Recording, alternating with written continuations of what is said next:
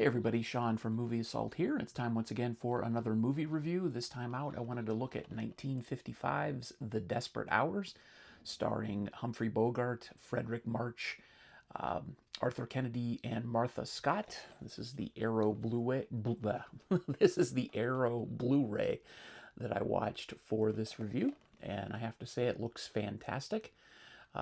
Just a little technical note, this movie was shot in VistaVision, which I don't understand a lot of the aspect ratio talk or whatever, but I have to say that the film itself looks amazing and takes up the entire screen of a widescreen TV, so it's awesome. Um, the Desperate Hours was made in 1955. It was Humphrey Bogart's second to last movie. He died in 1957, and I'm kind of a Bogart newbie. I know Casablanca, I know The Maltese Falcon, I know The African Queen. I've seen those films, but I don't know much about his career or his life or the guy. So only now am I starting to appreciate him as an actor and somebody with talent, other than just being the guy that was in those movies that my parents watched when I was a kid, because he was always on when I was a kid. In this particular film, he plays Glenn Griffin, who is the leader of a trio of escaped convicts who randomly select a house in suburban Indianapolis to hole up in after breaking out of prison. And they hole up in the house of the Hilliard family, which is portrayed by Frederic March, who plays Dan Hilliard, the patriarch, Martha Scott, who plays Ellie Hilliard, the mother, the matriarch, and then there's Ralphie, played by Richard Eyre, and Cindy, who's played by Mary Murphy, who son and daughter. The son is probably like 7 years old, maybe, and the daughter is 19. And the movie is basically about the standoff that happens when these convicts take over their house. It's basically a home invasion, and they are waiting for the arrival of a package that will allow them to leave at a later time. But until that package arrives, they have to keep their presence in the house a secret. And of course, this is before cell phones and the internet and technology and all the other stuff that we have today. So it's fairly easy for people to hide inside a house and not have to worry about the people across the street knowing what they're doing, or, Ellie isn't updating her Facebook page, blah, blah, blah. So they threaten the family with the idea that if any of them say anything, then someone will get killed in the family. And as a result, Dan is allowed to leave and go to work. Cindy is allowed to go out on a date with her boyfriend, but they're not allowed to say anything. They're not allowed to talk about their situation at home, that they have these criminals waiting in their house. And of course, the basic tension comes from the fact, how is this all going to wind up? How is this all going to end up at the end of the film? Who's going to make it? What's going to happen? Who's going to live? Who's going to die?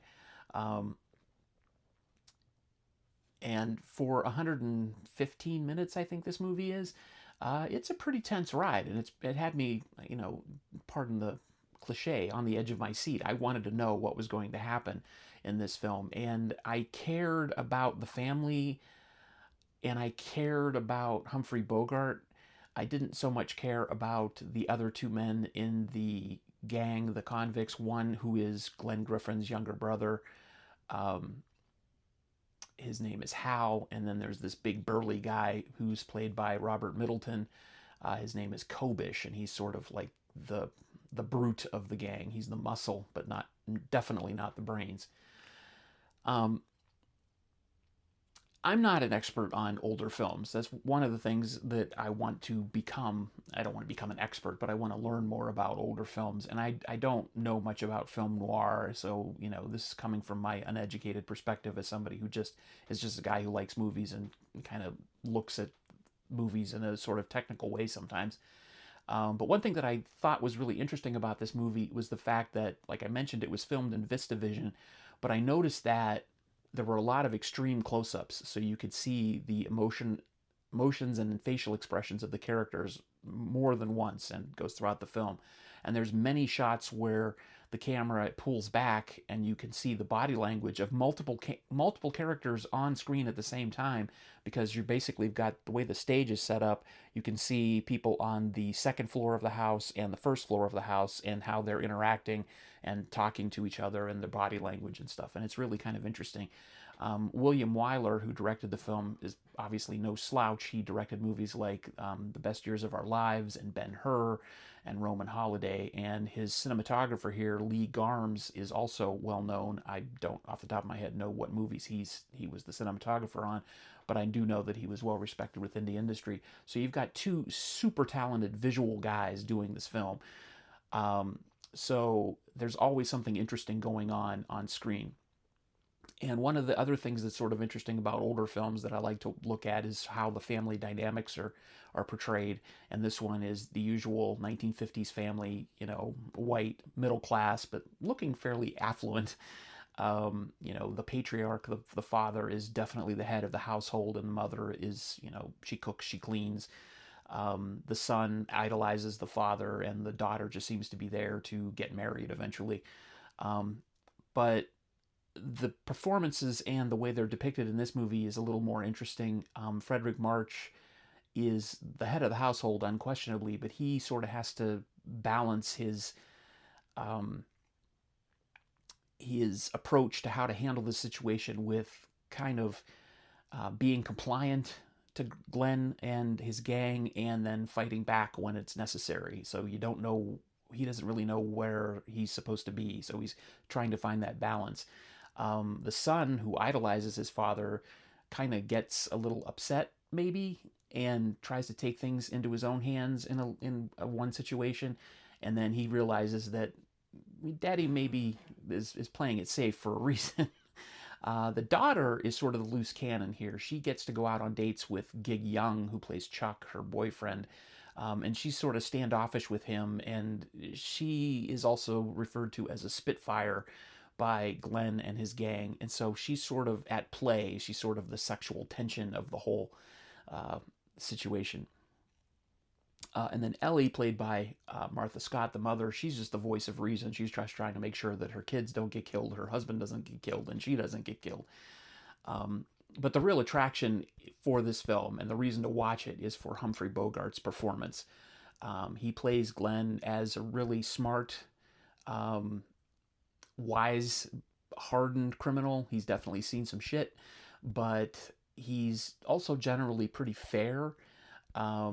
You can tell he has a soft side, but he's never going to let anybody see it.